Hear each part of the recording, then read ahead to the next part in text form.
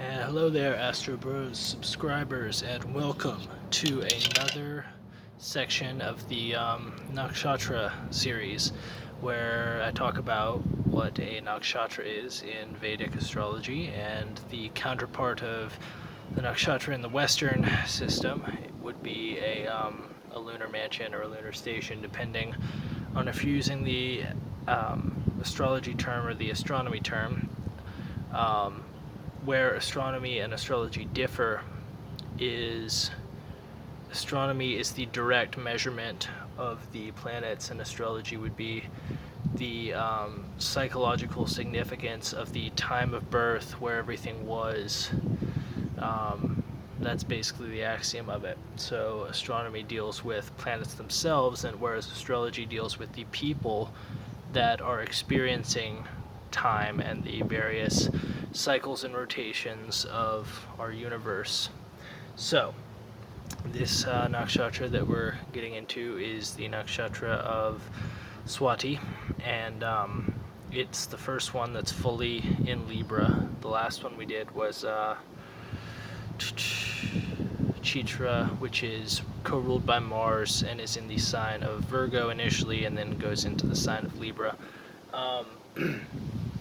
So, as a refresher, if you're new to this or want to recap, a nakshatra is the time it takes the moon to move in one day. So, over a 24-hour solar cycle, we have the moon moves 13 1/3 of a degree. And in astrology, each of these positions, of which there are 27, making 360 degrees, has a special significance to it in terms of the personality of the planet and the people who have those planet placements in their chart, who are born under these signs. So in the same way that the sign of like Scorpio or Aquarius or Pisces has a co-ruler, every 13 1/3 degree segment of the zodiac belt that people can have planets born in has a or people that are born at these particular times have planets in these places of the sky.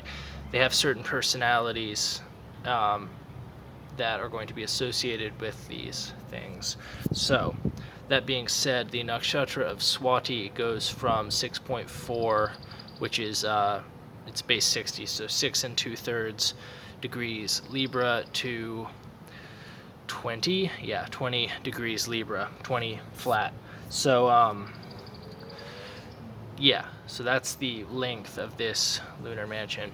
Now, the co-ruler of this lunar mansion is, well, obviously the ruler of Libra is going to be Venus, and then the ruler of the nakshatra of Swati is going to be North Node, or in Vedic system it's called Rahu. So Rahu is it's not actually a planet. If it is, we can't see it. It's a mathematical point, like the ascendant or the south node, or there's a couple other mathematical points like this that represent an aspect of the personality. Even though there's not technically anything there, it's still an important feature of astrology, and it really helps to understand the nodes of the moon, because they tell you in these systems where a person is orienting ultimately in their life, like what sort of topics, I guess, are magnetic and compelling to them. So wherever the North Node is, people are going to be obsessed with that sign in that house. So the North Node could be seen as obsession, and it represents the area where you're the weakest. Actually, you're not strong in this area, but you want to get better and better and better. So because of the continual progression, it's actually considered like Saturn.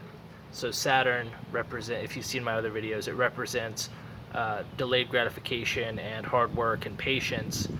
And North Node also represents these things, except it wants to get everything quickly. So it's like Saturn in that it has this anxiety where it wants to achieve more than it is and work really hard to get there, but it always wants to take the shortest route. It wants to take the easy route.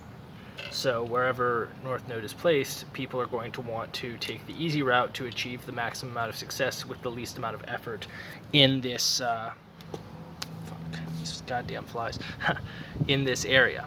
So that being said, what happens when you put the co-rulers of Venus and North Node in a chart in this one place in the sky? What happens is you get, since Libra is the cardinal air sign, it's about relationships. Venus is also about relationships. What tends to happen is these people, initially they are very unbalanced in their relationships. They are chaotic, and they are basically a free spirit, which is great if you want to be a free spirit, but these people often don't like that about themselves, or it causes trouble for them. Like, they might like it, they might have this independent, strong streak, but especially if the sun is here, but it gets them into trouble because they're constantly out meeting new people and they're out partying, and they might be in a relationship with somebody, but the relationship, it always tends to fail because they'll meet somebody else and they're like, oh, I want to go over here and like figure this out, and like, what's up with you? And they're constantly meeting people in a very chaotic way, and they're always attending parties and like that kind of thing. And oftentimes these people, they're very physically attractive because North Node exacerbates whatever it touches. Basically, it's an explosion in its effect on your chart. So for instance, if somebody has North Node in like Capricorn or Aquarius, they're going to be, their career and their work is going to explode. But if they have it in a Venus area of the sky, then they're going to, it's going to explode their physical beauty. So they're going to be very attractive. But that attraction again can get them into trouble because they have so many options and so much chaotic wind energy within them that they're just constantly meeting people, and it throws their relationships off. Like, so yeah. Now the significance of Swati Nakshatra, or the symbol of it, the symbol of the Nakshatra is the where is one? There's usually one around here. There isn't, but the dandelion puffs, or like it's a seed floating in the wind. Basically, it's like a seed pod that takes to the wind and just goes where the wind takes it. So because Libra represents balance, it's the scales, these people want to achieve balance, but they also have this notion of like they have to go wherever the wind takes them. And the other thing about Libra is that it's very dependent. So these people, whereas Aries is independent, the opposite of Libra, Libra is a very dependent sign. So these people, they often rely on other people for a lot of their stuff that most people would consider getting themselves. So other people become very important to them. Now, this being said, if you have Mars or Saturn here in this nakshatra, like specifically malefic planets, these people become like salespeople or business people, that they deal with people with the intention of being independent. But like if you have Sun here or Venus here, these people rely on other people typically. And that's not necessarily a bad thing, because we all rely on other people at some point, but it can hinder their identity. It can hinder their self-worth and their sense of autonomy, because they always have to go through another person to get what they want. That is typically the way of things with this nakshatra. So, yeah, if advice for this nakshatra, it's a difficult one because it's very desirous, but doesn't necessarily have the means to achieve its own desires. And also it's very chaotic and it wants stability. The advice I can give for this is to, if you have this nakshatra and you struggle with the things I talked about, I would say meditate and try to develop a sense of self-control and a sense of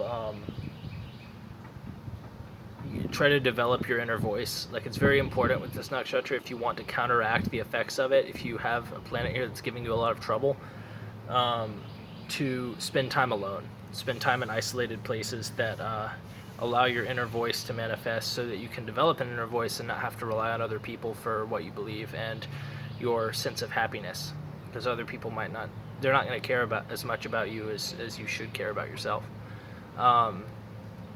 So yeah, that is the Nakshatra of Swati. And next we will be doing the Jupiter Nakshatra in the beginning or the end of Libra and the beginning of Scorpio. So tune in for that next time.